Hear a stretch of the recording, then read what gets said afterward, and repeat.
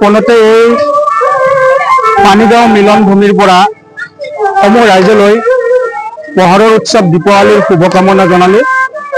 অঞ্জলিৰ দৰে এইবুলি আমি দুদিনীয়া কাৰ্যসূচীৰে এই শ্যামা পূজা আমি উদযাপন কৰিবলৈ ওলাইছো।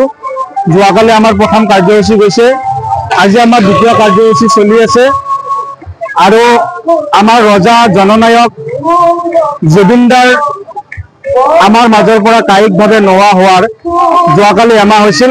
আমি জুবিনদাৰ নামত এক শ্ৰদ্ধাঞ্জলি অনুষ্ঠান আয়োজন কৰিছিলোঁ, যিটো জুবিনদাই বিচাৰিছিল। আজি আমি দেখিছিলোঁ সৰু সজাইত যে জুবিনদাই বিচৰা অসমখন আমি সৰু সজাইত বিচাৰি পাইছিলোঁ। এতিয়া সৰু সজাইৰ পৰা সোণাপুৰলৈ ৰূপান্তৰিত হৈছে আৰু সেই অসমখন আমাৰ এই মিলন ভূমিত অতীজৰে পৰা আমাৰ আজু ককাহঁতে স্থাপন কৰি থৈ গৈছিল। যিখন পূজা আমি হিন্দু মুছলমানে একত্ৰিতভাৱে উদযাপন কৰি আহিছোঁ। এইবাৰো আমাৰ সভাপতি মাননীয় ইব্ৰাহিম আলী আৰু আমাৰ সম্পাদক হেমন্ত চাউত আৰু সদস্য বিষয়বাবদ আমাৰ বিভিন্ন বিষয়ববীয়াসকল আছে। তাত হিন্দু মুছলমান একত্ৰিতভাৱে হৈ আছে। অকল পূজাই নহয়, আমি এই মিলন ভূমিত অতীজৰে পৰা আমি ঈদ উৎসৱ, বিহু উৎসৱ, অন্যান্য উৎসৱ, সৰস্বতী পূজা আমি একত্ৰিতভাৱে পালন কৰি আহিছোঁ। যিটো জুবিনদাই বিচাৰিছিল, আমি অতীজৰে পৰা ইয়াত সেইখন অসম আমি ইয়াত ধৰি আছো।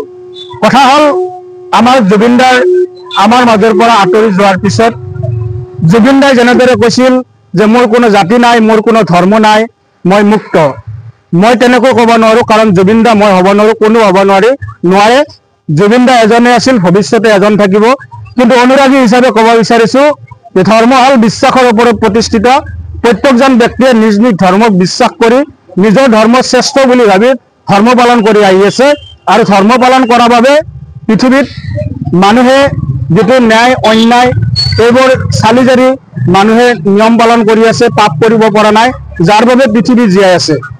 গতিকে আমি জুবিনদাৰ দৰে ইয়াতো আমি মিলন ভূমিত আমি ঠিক তেনেকৈ অতীজৰে পৰা চলি আহিছোঁ আৰু ভৱিষ্যতে আমি চলি থাকিম।